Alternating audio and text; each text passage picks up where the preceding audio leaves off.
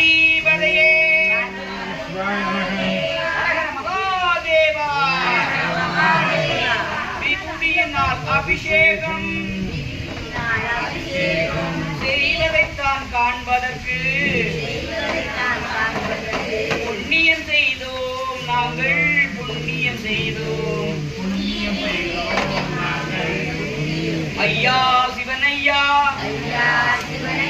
ஐயா நந்திகேஸ்வரா ஐயா சாம்பவமூர்த்தி ஐயா ஐயா தங்கப்பழத்தார் ஐயா